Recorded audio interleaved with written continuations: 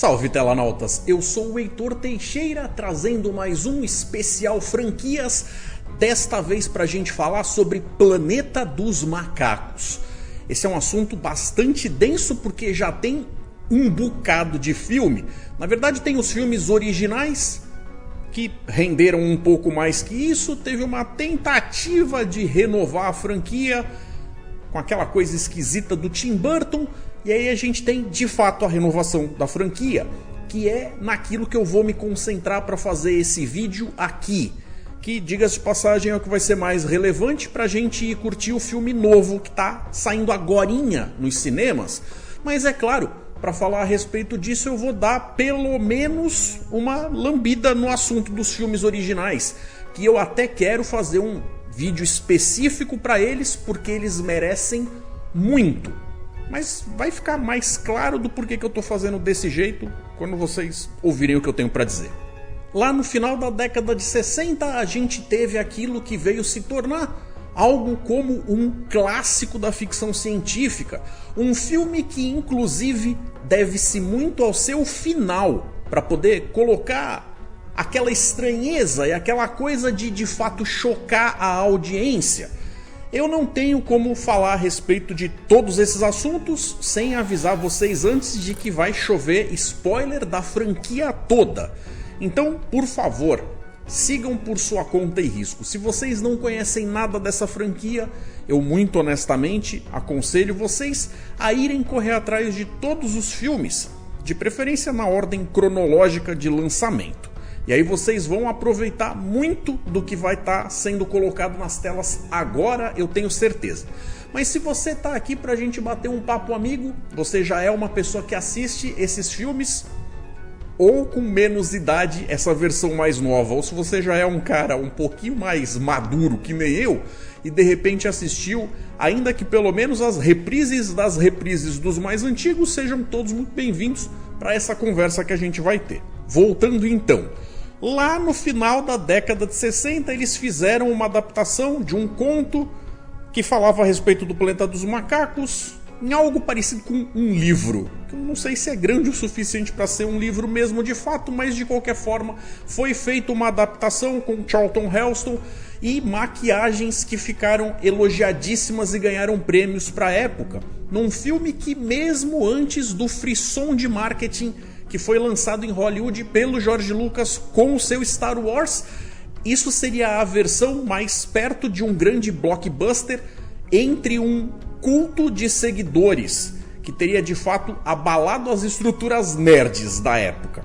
A gente ainda não falava nisso com esse tom naquela época, e eu também nem era nascido naquela época, mas de qualquer forma, quando a gente estuda os relatos do como aconteceu, a gente entende o porquê que logo depois do sucesso do primeiro, eles correram com tanta vontade de fazer logo o segundo e continuar capitalizando em cima daquela hype da galera que estava falando tanto a respeito daquela maluquice de era macaco pra tudo quanto é lado, e os caras foram bastante felizes em fazer isso daí se enraizar na cultura, tanto dos Estados Unidos quanto do resto do mundo que consumia os produtos que vinham de lá. De certa forma, não sei se chega a ser uma surpresa para vocês quando eu digo que Planeta dos Macacos e o Exterminador do Futuro são franquias que têm tudo a ver por causa de um detalhe bastante simples, que seria o lance de que são histórias que contam algo que acontece num determinado momento, mas que na verdade as causas dessas atitudes que estão sendo vivenciadas aconteceram em uma espécie de looping de paradoxo temporal, aonde aquilo não teria acontecido se aquilo que gerou o que aconteceu não tivesse sido mandado para o passado para gerar aquilo em primeiro lugar. Ficou confuso? Então vamos lá, vamos falar de Exterminador. A gente sabe que as máquinas da Skynet mandam uma versão de um Exterminador do Futuro, que a gente vê na figura do Arnold Schwarzenegger com o seu Série 800, para ir tentar matar justamente a Sarah Connor, que seria a mãe do líder da resistência antes dele nascer, fazendo assim com que o exército humano se enfraquecesse e não conseguisse derrotar a Skynet lá no futuro. O lance todo é que a gente descobre até o final do primeiro filme, na versão estendida, mas com certeza no segundo filme, que o motivo que fez a Cyberdyne Systems conseguir de fato gerar a tecnologia tanto do chip quanto daquele braço só se deu porque, de fato, foi enviado um androide daquele tipo, ou um ciborgue, na verdade, para poder caçá-la, que depois acabou deixando resquícios que foram estudados para mudar a tecnologia que fez com que a Skynet se tornasse possível em primeiro lugar. Ou seja, se a Skynet não existisse, a Skynet não existiria. O que parece óbvio, mas dentro desse contexto tem esse negócio de causa e efeito que fica meio perdido. E como é que isso tá contido dentro da história do Planeta dos Macacos? Você tá se perguntando nesse momento. Bom, na verdade o que acontece é a gente começa assistindo o filme original com uma nave e astronautas indo numa missão para um determinado outro planeta. E a gente até então não tem a noção de todas as surpresas que vão ser dadas pra gente, que hoje não são mais surpresa nenhuma e os filmes nem teriam como continuar usando elas, porque uma vez que você escancara justamente esta verdade, esse detalhe, você faz ele deixar de ser surpreendente. Então você tem que trabalhar com outros elementos. Mas o ponto todo era, aqueles determinados astronautas acabam por uma falha mecânica e do computador e tal, caindo em um planeta que por acaso, para surpresa de todos eles, teve a evolução dos símios de lá, que dominam o planeta, e aquilo que seriam os humanos de lá seriam seres invertidos, como se fossem menos evoluídos. E aí os poucos que sobram, e depois consequentemente o próprio Charlton Heston, acaba tendo que conseguir lidar com as coisas ali, porque ele seria o único humano inteligente de que se tem notícia, fazendo com que o paradigma de toda aquela sociedade símia fosse quebrado. E a gente vê que existem as castas e aquele negócio todo, até que no final do filme vem a tal da grande surpresa, quando a gente descobre que aquele planeta, na verdade, sempre foi a Terra. Por causa da velocidade alcançada pelos motores experimentais daquela nave, faziam com que ele passasse por todas as coisas lá previstas na relatividade de Einstein, e ele viajou para o futuro, chegando num futuro onde coisas aconteceram na ausência deles, da Terra, e quando eles chegam lá, eles encontram um cenário onde, de fato, de alguma maneira, os macacos se tornaram os dominantes. E é assim que a gente vai descobrir que tem essa coisa de que, por causa de alguma coisa que aconteceu lá no passado, o futuro é aquele.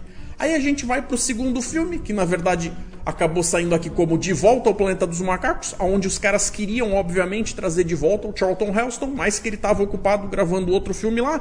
Acabaram arranjando um jeito de chamar um outro loirinho, que era a cara dele, esperando durante as filmagens ele tá livre, e no final ele até acaba retornando. Mas foi um jeito deles continuarem a história mesmo sem ter, de fato, o personagem humano principal. Mas aonde a gente acaba vendo que a situação que mostrava que tinha humanos involuídos que não conseguiam falar e eram meio bestiais e tudo mais, não representa toda a realidade ali, sendo que nos subterrâneos a gente encontra uma outra derivação de humanos que ao longo de todos esses anos, esses milênios, até se chegar nesse determinado futuro, acabaram convivendo, coexistindo em meio à radiação da tal guerra atômica que foi gerada quando o caos dominou a Terra, e eles acabam sofrendo mutações, chegando inclusive a ter desenvolvido alguns poderes psíquicos, como se eles tivessem desenvolvido poderes da mente e tudo mais, e virado meio uns mutantes ali, que inclusive adoram a bomba atômica num altar lá, como se fosse meio o deus deles, como se aquilo representasse a radiação que fez com que eles evoluíssem à sua própria maneira. O problema todo é que, uma vez que os macacos descobrem que essa galera tá por lá, também vai rolar uma treta entre eles, e até o final da situação, vejam vocês, a galera acaba explodindo a bomba atômica, e a Terra, daquela que não é simplesmente uma bomba atômica, mas uma bomba ômega, uma delas seria capaz de destruir tudo, dado o seu poder de destruição. E aí você se pergunta, tá, ok, mas agora o planeta foi de fato destruído, como é que a gente faz um terceiro filme? E é aí que no terceiro filme, o Fuga do Planeta dos Macacos, a gente descobre que na verdade o trio de chimpanzés original, que tinha lá entre eles um que era a versão dos macacos de um cientista, conseguiu resgatar a nave dos astronautas humanos do primeiro filme do fundo da água, que ela tinha se afundado, e de alguma forma que eles não se dão ao trabalho de explicar, ele não só consegue fazer a nave voltar a funcionar, mas ele consegue entender uma tecnologia que ele nunca viu na vida, já que para aquela galera até um aviãozinho de papel parecia ser tecnologia demais, mas de alguma forma eles conseguiram, no intervalo entre o segundo filme e o começo do terceiro, catar aquela nave e zarpar. Ou seja, na cena em que a gente vê o planeta explodindo, na verdade a nave deles tinha escapado. Então no começo do terceiro a gente acaba encontrando a nave que voltou no tempo, de volta para a época onde a nave tinha sido lançada, pousando e sendo recebida pelo exército dos Estados Unidos. Para surpresa deles, quando os astronautas tiram os capacetes, eles descobrem que são os macaquinhos, os principais da história que a gente tinha visto antes. De qualquer forma, o que acaba acontecendo é, eles são recebidos com estranheza e tudo mais, o Cornélio, a Zira e aquele papo todo, até o ponto aonde o simples fato deles serem mais evoluídos e conseguirem falar e tal, vai deixando tanta gente angustiada e com medo, que a situação vai gerando cada vez mais problemas, até que eles percebem que eles realmente não vão conseguir sobreviver, porque eles são vistos como uma ameaça. E é aqui que a gente passa a ter uma espécie de looping temporal que vai conectar com o que eu estava falando sobre o Exterminador do Futuro. Porque já tinha sido comentado que a forma como a gente foi ver acontecer o negócio de terem macacos evoluídos lá se deu a uma tal crise onde um vírus matou os gatos e cachorros dos seres humanos. E aí eles acabaram pegando os macacos para serem seus bichinhos de estimação, até que eles perceberam que os macaquinhos podiam fazer mais que isso, sendo colocados para fazer pequenas tarefas de ir no mercado, comprar um negocinho, fazer limpeza ali, servir lá e fazer aquele tipo de coisa toda, até que quando foram se dar por conta, eles já eram escravos. Então a gente acaba descobrindo que, na verdade, o que acaba acontecendo é a Zira estava grávida do seu macaquinho, e aí para conseguir não deixar ele morrer, ela troca ele com o chimpanzé de uma outra macaca de circo. Então quando eles acabam sendo mortos pelo exército que está com medo deles, o macaquinho que morre não tem as características de evolução que acabam sendo passados para o outro tal macaquinho. Então ali eles já deixam duas coisas: o macaquinho, que vai acabar fazendo com que a gente tenha o pontapé inicial nessa linha do tempo, e também o vírus, que eles trazem simplesmente pelo fato deles serem eles. E acaba sendo responsável pelo, no quarto filme, a conquista do planeta dos macacos. A gente vê que o macaquinho já cresceu o suficiente, sendo criado pelo dono do circo. E aí a gente vê que tudo quanto é macaco, em tudo quanto é lugar, está sendo tratado justamente do jeito que a gente fica sabendo que tinha rolado. O ponto todo é, a gente sabe que lá no futuro, apesar disso ser uma coisa meio apócrifa, que é contada de forma oral, aquela tradição oral meio telefone sem fio, de certa forma alguém em algum lugar resolveu contar a história dizendo que um dia um macaco, no caso um gorila chamado Aldo, pela primeira vez em algum lugar disse não. E foi aí que começaram a enfrentar os humanos, até o ponto onde a coisa aconteceu, que teve a virada, e a gente vai ver aquele futuro onde tem aquela animosidade toda em relação aos humanos, e os macacos dominam.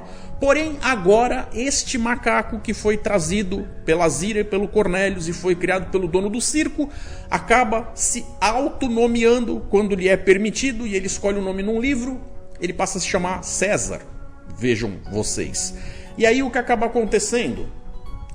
Ele acaba sendo o primeiro macaco a dizer não, e não o tal gorila Aldo. Ou seja, é como se a gente estivesse vendo uma ramificação num looping, que tem a ver com uma certa diferença do que acontece nos filmes do Exterminador do Futuro, mas ainda assim é uma causa que gera a outra causa.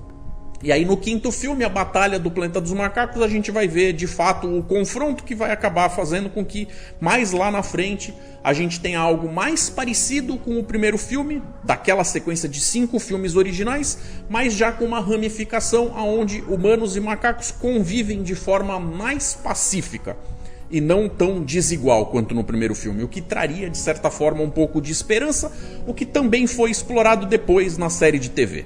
E até que para quem falou que ia dar uma resumida, eu contei bastante coisa a respeito desses filmes. Mas de qualquer forma, o que isso tudo tem a ver com os filmes novos? Primeiro vamos fazer o seguinte, vamos lembrar que ainda teve uma animação que era meio desanimada, que era uma animação meio durinha, mas teve, que talvez seja mais parecida com o contexto do livro ou da história, do conto original de onde saiu tudo isso, do que necessariamente com os filmes, mas de qualquer forma era uma coisa que regava as manhãs de sábado em algum ponto. Mas também temos que lembrar que teve sim o filme do Tim Burton, que justamente por tentar não usar a ideia de que vão surpreender a gente com algo que já era batido, com a cena lá da Estátua da Liberdade, o cara fez uma adaptação onde o filme todo é muito interessante por ter uma técnica muito mais avançada, até maquiagens muito interessantes, aquele papo todo, mas que pecou quando ele resolveu fazer aquele determinado final e surpreender a gente com um determinado algo que ficou meio perdido e não se encaixa com nada. Então esse é um filme que, para ser justo, deveria ser analisado à parte. Então quando eles fazem essa renovação de continuar a franquia, a gente acaba batendo naquele negócio onde Hollywood acaba não se comprometendo quando eles estão fazendo um remake ou quando eles estão fazendo um reboot.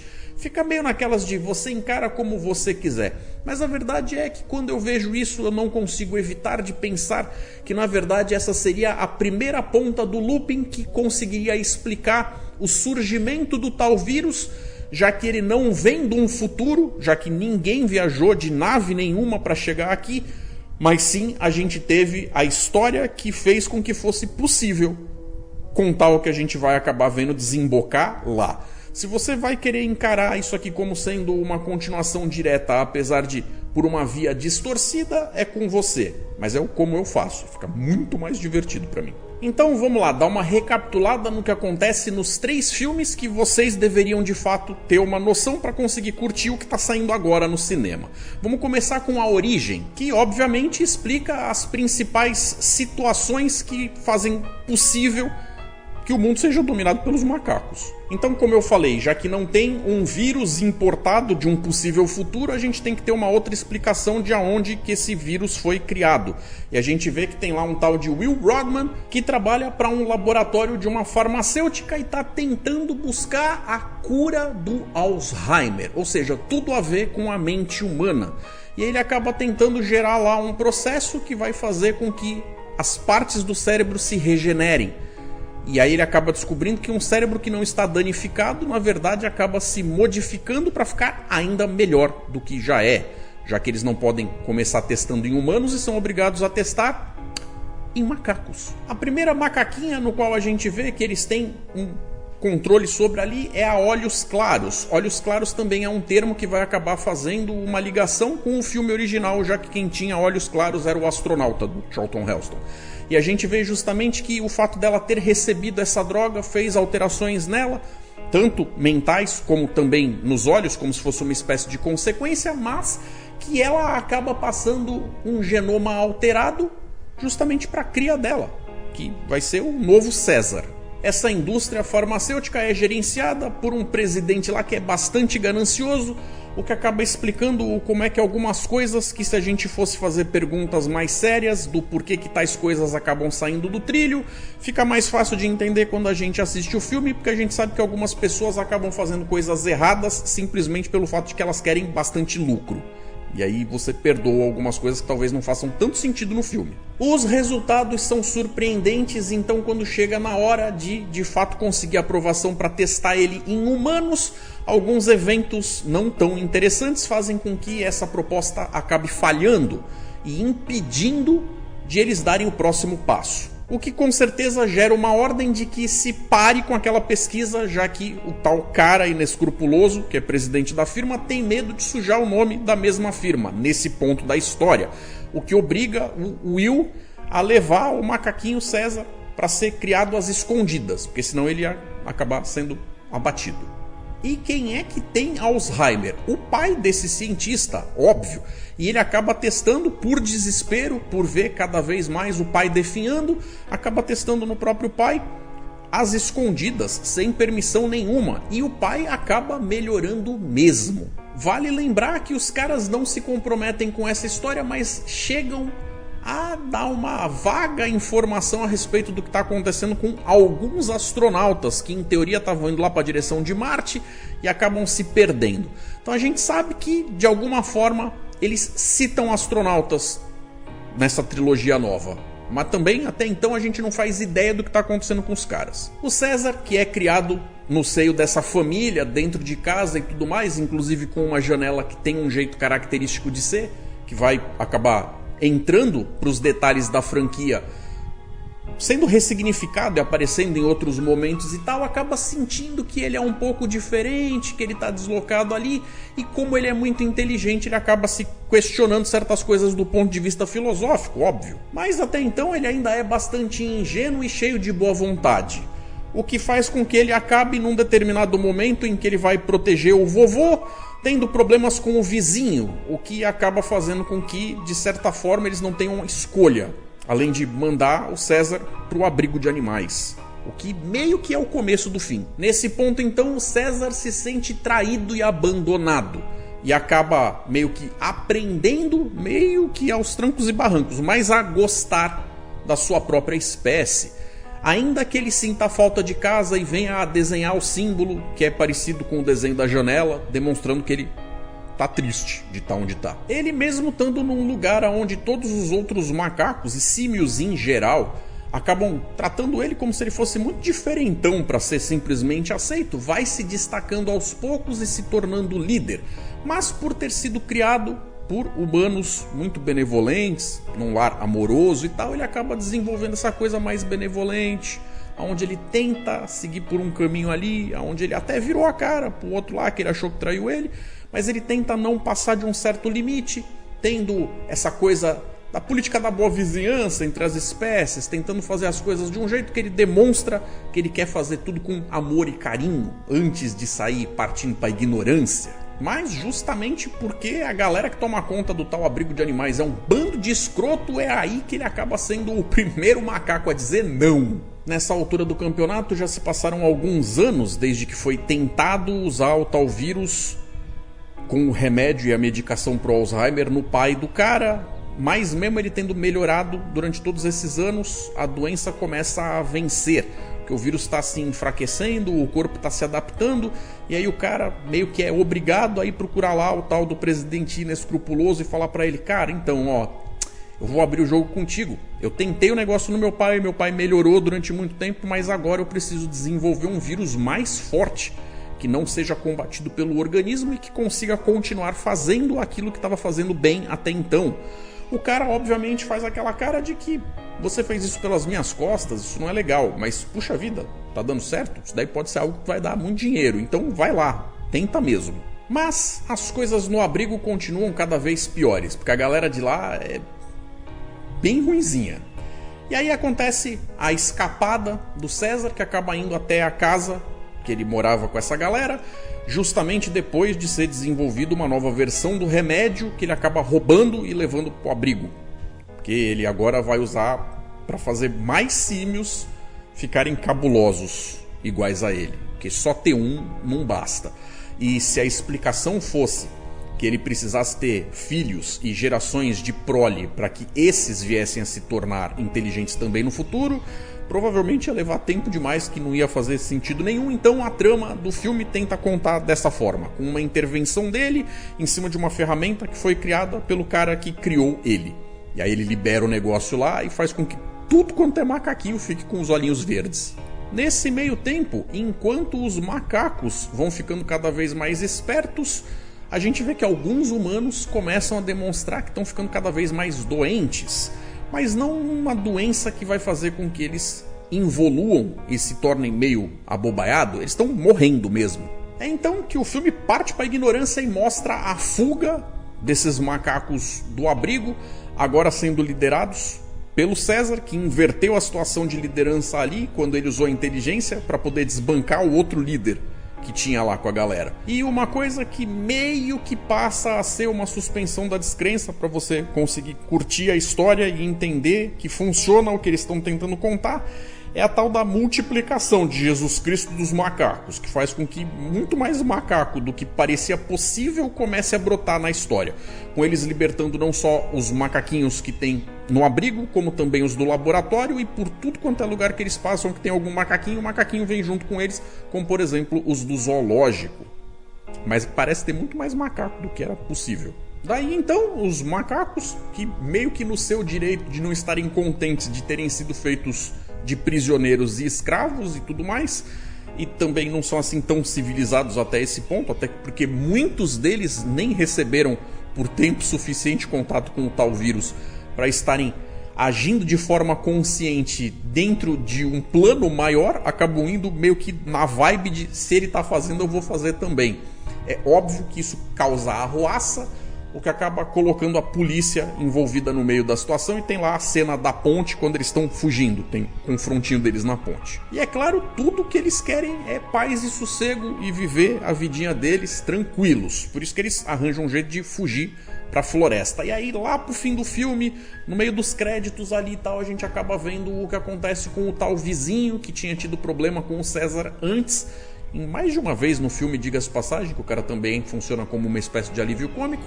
E a gente vê que esse cara é piloto de avião. E aí quando ele vai trabalhar, chega no aeroporto, que é um dos lugares onde é mais fácil você dispersar para mais lugares, mais rápido, uma determinada infecção de vírus e tudo mais. E aí, quando vão dar por conta, o vírus já chegou no planeta todo. Não que a gente não tenha visto coisas assim acontecer na época da pandemia, mas de qualquer forma é essa a desculpa dada do porquê que a gente tem o planeta inteiro sendo assolado por causa do vírus que nasceu ali em São Francisco. E é aí que a gente chega então no próximo filme, que é o Confronto. Confronto esse que na verdade é mais entre dois macacos do que necessariamente macacos e homens, mas a gente chega lá. O que a gente está vendo é que 10 anos se passaram e os macacos acabaram desenvolvendo algum tipo de civilizaçãozinha entre eles. Eles até parecem bastante rudimentares e meio tosquinhos se comparados com os humanos de agora, mas comparado com outros animais que seriam equivalente ao que eles eram antes de ser expostos ao vírus, até que eles são bastante evoluídos. Eles criaram então algo ali parecido com uma espécie de protocultura, no qual eles passaram até a caçar juntos. Nesse ponto a gente vê que nem todos os macacos são necessariamente capazes de falar, e a maior parte deles se comunica através da linguagem de sinais. A maior parte do núcleo principal acaba sendo formado então pelos macacos que estavam ou no abrigo ou no próprio laboratório e agora fazem parte do pack pessoal ali do César, sendo os personagens principais da história, inclusive tendo as diferentes espécies de símios que a gente vê lá no filme anterior, ou original, de chimpanzés, gorilas e orangotangos. Que, diga-se de passagem, lá no filme original eram o que dividiam as castas daquela sociedade, com os chimpanzés representando ali a força de trabalho, os comerciantes e tal, os gorilas mais o lado militar e os orangotangos algo mais voltado para um lado religioso ou científico. Já fazem alguns anos que os macacos e os homens não se trombam na floresta, então um nem sabe do outro. Mas isso acaba mudando quando o filho do César tá andando lá com o macaquinho amigo dele, e aí eles acabam trombando com um maluco humano tá no meio da floresta lá, sabe-se Deus por quê naquele ponto da história, e que acaba em pânico disparando contra o amigo do filho do César, o que vai gerar consequências graves com certeza, e o cara é um tremendo mané. Esse cara não tá sozinho, ele faz parte do grupo do Malcolm, que é o ser humano bonzinho da vez. Se no filme anterior tinha o cara que criou César, dessa vez a gente vai ter o Malcolm tentando ser a voz da razão do lado dos humanos, que ainda traz um pouco daquela humanidade que a gente associa com benevolência e não com matança. É óbvio que quando isso acontece, a macacada toda fica fula da vida, babando de raiva e tentando arranjar um jeito de ter justiça naquela situação. Inclusive o macaco pai do macaco que tomou o disparo, óbvio. Nesse ponto da história, a taxa de sobrevivência dos humanos é de 1 para 500, o que mostra que a população mundial diminuiu drasticamente. E todo mundo que está vivo agora, de alguma forma, deve ser meio que imune ao tal vírus que dizimou a maior parte da galera. O problema todo é, em muitos focos de cidades e civilizações espalhados, a situação foi de humanos contra humanos por causa da escassez. E aí é humano fazendo humanice, o que ainda diminui mais o número de humanos em relação ao de símios. O número de macacos que acabam aparecendo é justificado através do fato de que eles acabam ao longo desses 10 anos tendo filhotes que crescem e por sua vez acabam engrossando as fileiras dos símios. Mas o número de macacos que aparecem na história não me parece compatível com a quantidade de macacos que eu acredito que eles tenham na América do Norte. Começa então uma escalada por justiça, que na verdade tem muito mais a ver com vingança, já que o chimpanzé Koba, que era uma das vítimas lá do laboratório, onde faziam nele todo tipo de teste clínico, odeia humanos, não confia neles e acha que seria errado deixar isso passar impune. No entanto, o César, seguindo a filosofia que ele começou a gerar pela criação que ele teve com o Will desde o primeiro filme, acaba deixando os humanos que estão ali ir embora, o que obviamente faz com que outros macacos olhem para ele com aquela cara de será que você tá fazendo direito e tal, aquele papo todo, mas ainda assim ele manda uma patotinha de confiança dele ir atrás dos caras para ter mais informações. Porque ele é bonzinho, mas não é burro. De volta lá do outro lado da ponte, para os lados de São Francisco, a gente acaba vendo o assentamento humano de uma galera de sobreviventes que se juntou aí, todos eles vindo cada um de um ponto diferente, mas tentando manter essa unidade humana para poder uns ajudarem os outros e tal, com eles tendo lá uma quantidade de equipamentos e armas até bastante razoável e perigosa, mas que também estão ficando cada vez mais sem combustível para os geradores de eletricidade. E aí é aquela tal história, humanos sem eletricidade acabam se comportando muito pior do que os macacos sem eletricidade, já que macacos não precisam dela. Mas os humanos que estão ali já são difíceis de controlar com megafone. Se você não tiver como carregar as baterias para falar mais alto que o cara, vai ficar mais difícil ainda. O motivo desse grupo de humanos estarem lá no meio da floresta, então, a gente descobre que é pelo fato de que lá tem uma hidrelétrica que eles estão tentando fazer funcionar de novo. Porque se eles ativarem ela, eles conseguem suprir a parte da eletricidade da cidade e conseguem ser felizes, olha aí, por mais tempo. O problema todo é que agora o lugar está todo dominado pelos macaquinhos. O César não quer comprar uma briga desse porte, mas ele não pode demonstrar fraqueza, nem perante os humanos e nem perante os seguidores dele, porque senão ele perde controle e aí não tem quem coloque um basta em coisas como essa. Então ele acaba juntando lá uma comitiva para demonstrar força, galera a cavalo, com grandes números, chega na frente do pessoal da cidade que ainda nem acreditou que macaco pode falar, e acaba dando o seu recado, onde ele vira pra galera e, em alto e bom som, explica de uma forma até um pouco rudimentar para a fala que ele é capaz de desenvolver na época, mas que a mensagem chega direitinho, onde ele fala: humanos aqui, macacos lá, não voltem. César não quer guerra, mas se precisar, vai ter. E aí o que os seres humanos fazem? Eles voltam lá, é claro. O Malcolm espera ter a chance de dialogar com o César, já que evidentemente esse macaco é um macaco acima da média que já demonstrou ser inteligente e racional. O que o cara tenta fazer, pelo menos na teoria dele, é ir lá explicar a respeito da hidrelétrica e a importância dela para o César, contando com a boa vontade do cara para que de forma diplomática eles consigam se acertar. O César, mais uma vez, demonstrando uma tremenda boa vontade, aceita que um grupo pequeno de humanos trabalhe ali, o que acaba gerando mais animosidade entre os próprios macacos. Inclusive porque o Koba, que tem lá seu séquito de seguidores, não está feliz com a situação, e mesmo demonstrando por um lado que ele é submisso ao César, por outro ele joga de forma política a tentar forçar a barra para esse tipo de coisa não acontecer. E aí, dentre os humanos, o Carver, que é o idiota que disparou primeiro lá na mata contra o amigo do filho do César, acaba interagindo ali na situação da hidrelétrica porque ele é uma das poucas ou únicas pessoas que sabe resolver aquele equipamento em si. E aí acaba tendo aquele negócio de que ele fica provocando e gerando situações que são difíceis de engolir por parte tanto dos humanos quanto dos macacos.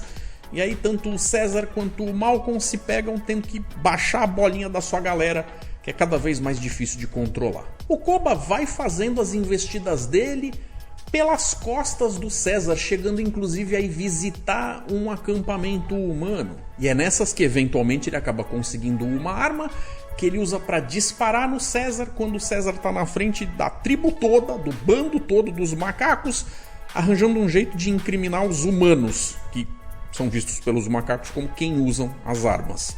Mas o César não morre e acaba sendo encontrado justamente pela galera do Malcolm, que salva ele. Tendo dado um verdadeiro golpe dentro da sociedade dos símios, dos macaquinhos, o Koba acaba prendendo os outros macacos que são leais ao César.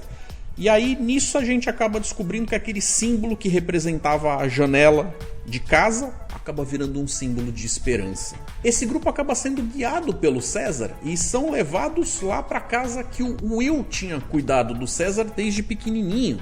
Eles vão ficar ali meio que para ele ter uma chance de voltar a se curar. O grupo do Malcolm acaba encontrando o filho do César, conta para ele que o papai tá vivo, depois ele acaba indo ajudar a buscar a patota que tá presa. E aí todo mundo vem, se junta, se reúne na casa que um dia já foi do César quando ele era pequenininho. Mas é claro que enquanto isso está acontecendo para cá, os humanos estão lá do outro lado fazendo das suas e acabam desenvolvendo um plano contra os macacos, que vão estar todos reunidos no mesmo lugar, e aí a intenção dos caras é explodir a base do negócio com os macacos todos juntos. O que acaba fazendo com que o Malcolm tenha que se colocar contra a sua própria gente, dando uma chance de o agora um pouco melhor César, que está um pouco mais recuperado, vá se mostrar para o resto do bando, mostrar que ele não morreu e contar para todo mundo a verdade de que quem atacou ele não foi um humano, mas na verdade o pilantra do Koba, que ele sabe que o ódio até é compreensível, mas não é justificado. E ele precisa disso para reassumir o controle em cima do bando. Aí rola o tal confronto do título desses dois macacos, onde o Koba acaba morrendo. Só que toda essa dor que ele representava e sentia vai ser sentida na franquia ainda mais pra frente.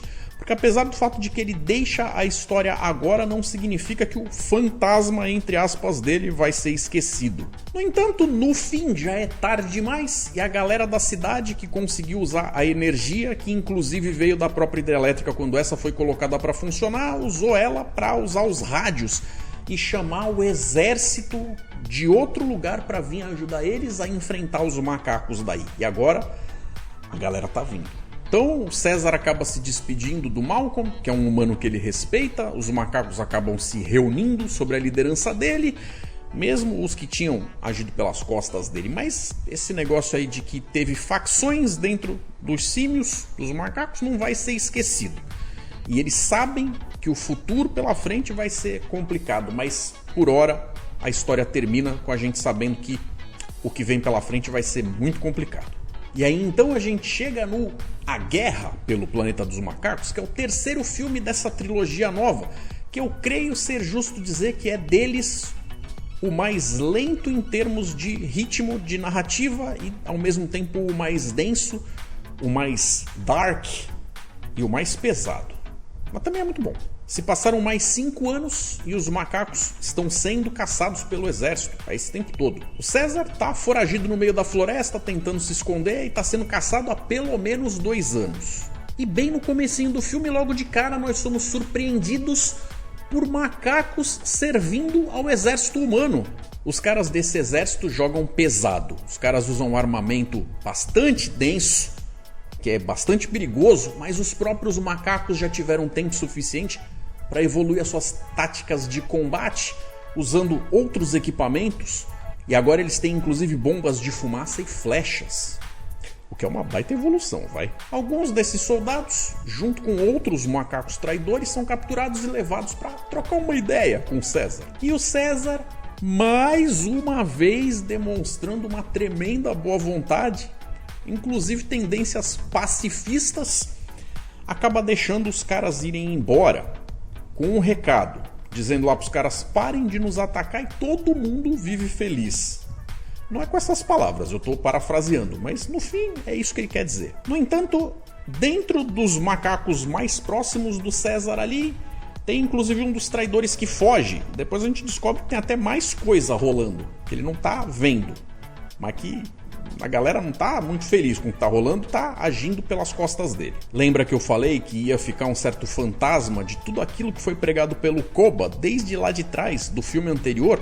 Pois é, o César tá passando por essas coisas, vendo que o povo dele não tem paz, não tem sossego e tá tentando lidar com os próprios pensamentos e sentimentos para não se tornar igual ao cara que ele foi obrigado a matar a contragosto. Porque macaco não mata macaco, pelo menos em teoria. Daí rola o reencontro dele com o filho dele, quando eles estão para outro lado lá numa represa, que o filho dele tinha saído numa missão para ir encontrar terras novas, lugares mais bacanas para esse povo ir longe do exército, onde eles pudessem se refugiar e que fosse bem longe, para eles ficarem tranquilos. E isso, é claro, faz com que todo mundo agora tenha essa chance de pelo menos poder sonhar com tempos de paz. Só que durante a noite, dentro do esconderijo que fica atrás da cachoeira, tem uma incursão militar, aonde o próprio coronel malvadão, psicopatão, entrou e matou toda a família do César, tirando o mais novinho. Que mancada. Só que o lance é que quando o César corre atrás dele, o cara foge. E óbvio, agora o César tá puto da vida, deixando o Koba, que é dentro do coraçãozinho dele, tomar conta. Resultado, o César arranja um jeito de colocar a tal caravana com a patota toda indo na direção da tal terra nova, deixando claro pra eles: vão, que eu vou depois, que agora eu vou mesmo ir atrás desse maldito aí que eu preciso de vingança.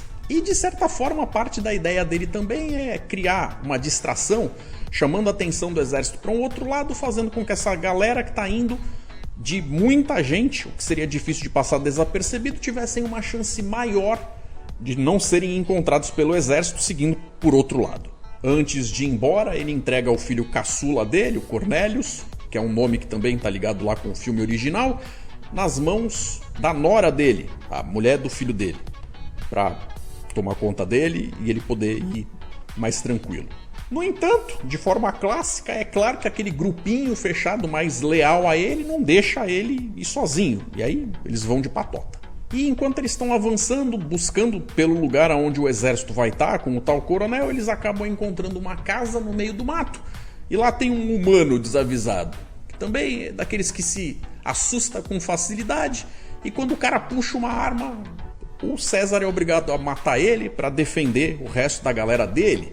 O problema todo é que esse cara também tinha uma filha, que logo quando eles entram na casa e vasculham e tal, descobrem que a menina acabou de ficar órfã, que ela é frágil e que ela tá desamparada. E aí, o orangotango Maurice, por consciência, não consegue deixar ela para trás e acaba adotando a menina. Inclusive percebe que a menina tem algum problema, que ela não consegue falar e fica lá agarrada com a tal boneca de pano dela. Boneca essa que vai ter importância um pouquinho mais pra frente no filme. Sendo que no filme original a gente também tinha visto uma boneca que tem outro contexto, mas que também representava o lance de que aí os macacos descobrem que os humanos já foram mais evoluídos. Então eles seguem pela costa, meio que ali junto do mar, vão seguindo para norte, quando eles encontram outra base militar, um assentamento com uma galera ali, e acabam descobrindo lá um outro jumento, que é o jeito como a galera do exército chama os símios, ou até os gorilas, que acabam desertando dos macacos e vão trabalhar para eles, ou seja, os traidores.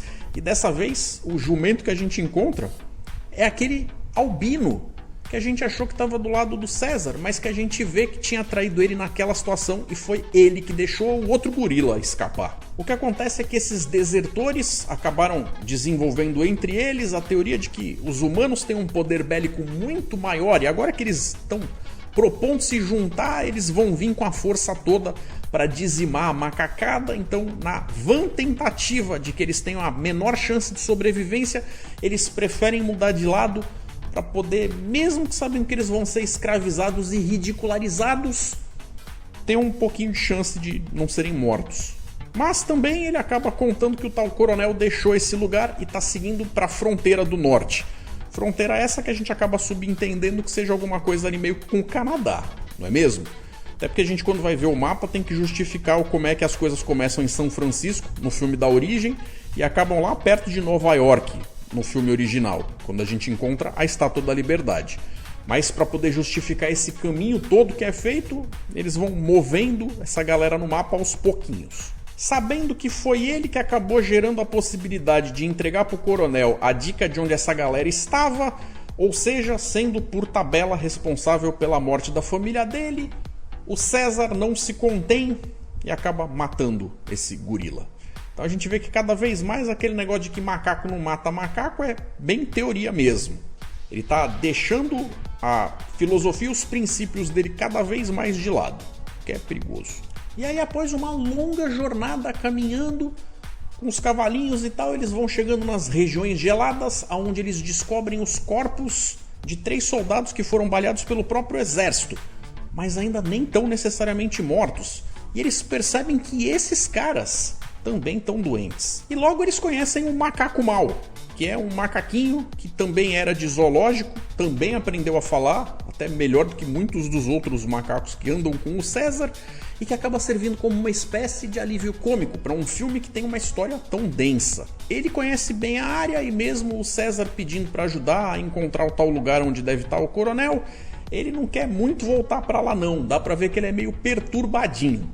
Mas num mundo que nem esses, quem é que não é mesmo? É nesse ponto que a gente vê que a garotinha vai acabar ganhando um enfeite de carro que vai dar para ela o nome de Nova. Por que isso é relevante? Porque é o mesmo nome da tal personagem feminina que faz uma espécie de parceria com o Charlton Heston lá no filme original.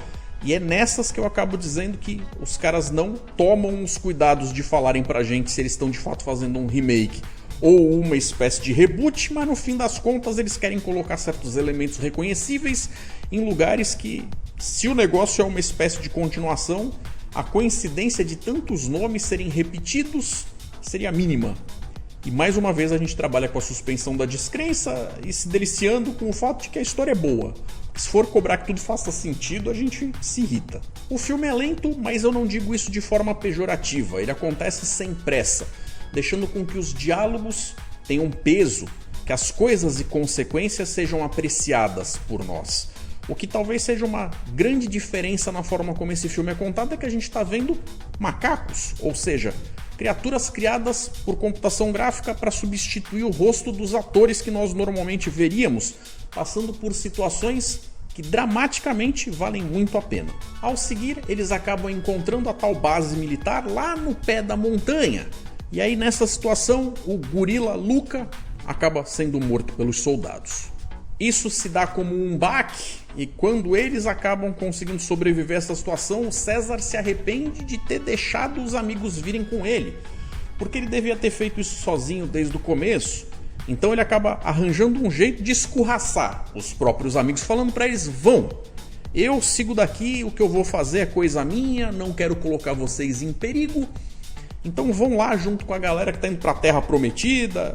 Depois eu vou, se eu sobreviver a gente se encontra, mas sai daqui. E aí o bobão que investe sozinho acaba sendo capturado. Desse ponto pra frente o filme acaba tendo uma pegada de filme de campo de concentração. Bem coisa de nazista com judeu, naquela coisa que a gente já conhece. Só que o César acaba descobrindo que aquela galera que ele mandou pra Terra Prometida foi toda capturada. E tá todo mundo aí, feito de refém e escravo, para trabalhar para o exército humano.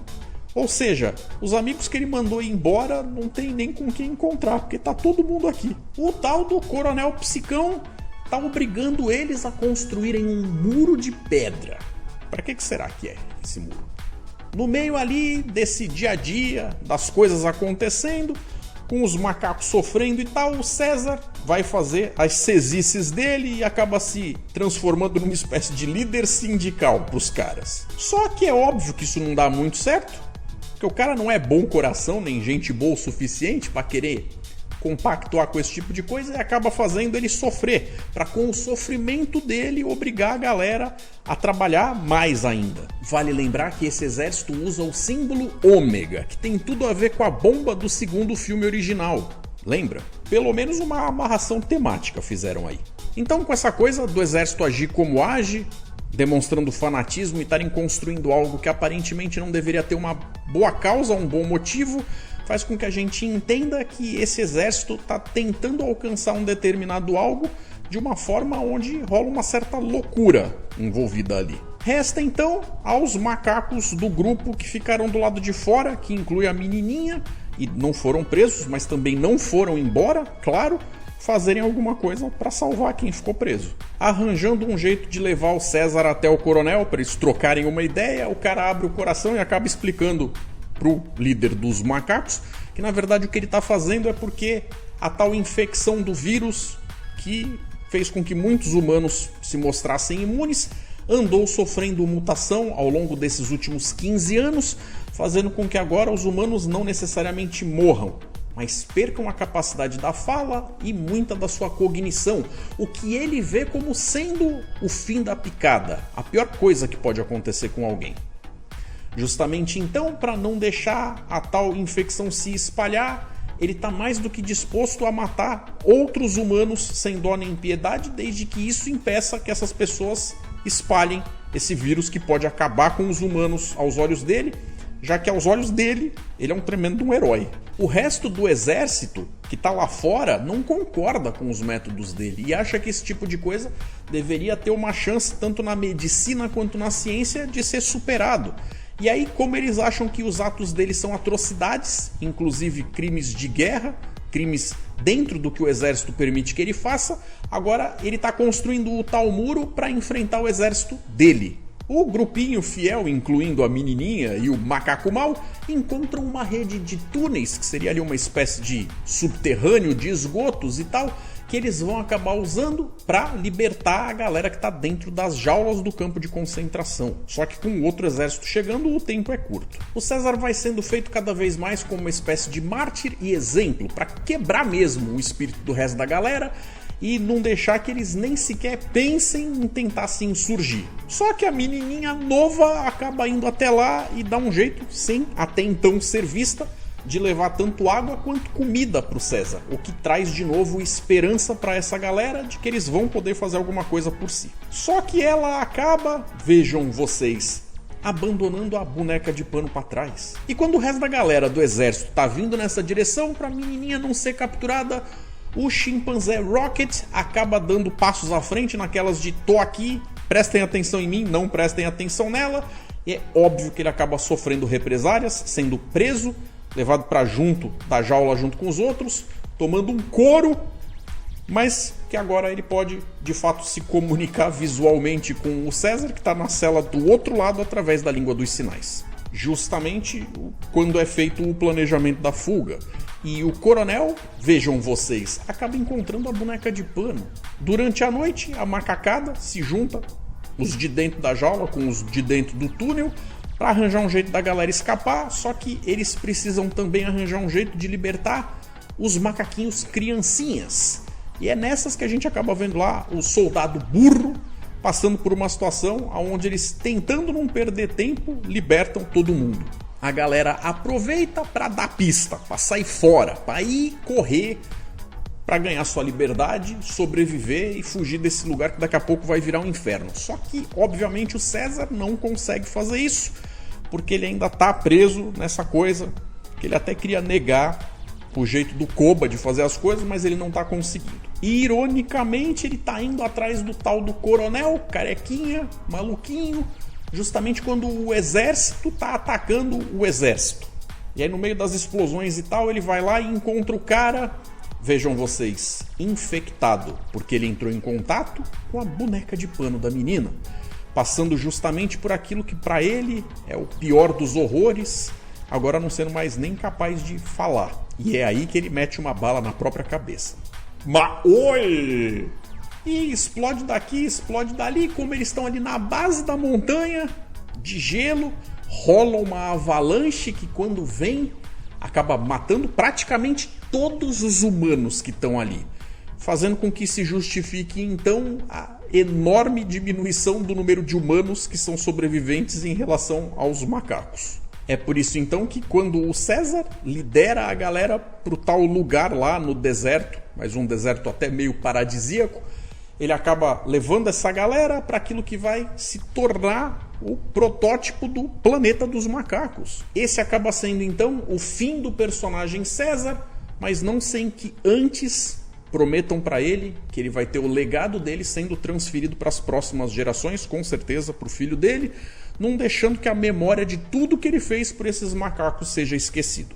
É nessas então que a gente vai ter um bom salto temporal chegando em O Reinado do Planeta dos Macacos, que é o filme que está agora nos cinemas e vai mostrar pra gente um cenário muito mais parecido conceitualmente com o que a gente viu no comecinho do filme original, lá de 68. Sendo franco com vocês, gosto bastante da trilogia mais moderna, mais atual. Tô empolgado sim para ir ver o filme novo.